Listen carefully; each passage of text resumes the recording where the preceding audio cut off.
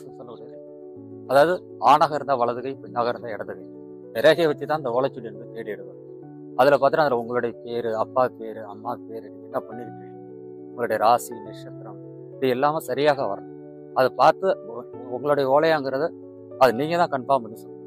அப்போ சொல்லும் போது அது உங்களுடைய ஓலைன்னு சொல்லி அதை நாங்கள் எடுத்து அதன் பிறகு தான் அதில் உள்ளதை நாங்கள் படித்து ஏதாவது சொல்லுவோம்.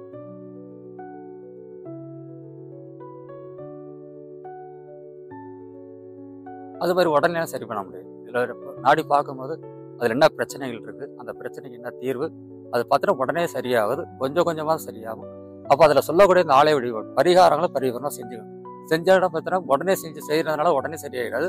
அது ஒரு முறைக்கு 4-5 முறை கொஞ்சம் கொஞ்சமாக செஞ்சுட்டு வரும்போது அந்த பிரச்சனைகளாக மாறி. அப்போ எல்லாருக்கும் உண்டு. முஸ்லீம்னு மதத்துக்கு சம்மந்தம் கிடையாது. இப்போ முஸ்லீம், கிறிஸ்டின், ஹிந்து எந்த மதமாக இருந்தாலும் எந்த நாடாக இருந்தாலும் எல்லாருக்குமே இந்த ஓலைச்சுவடி என்பது கிடைக்கும்.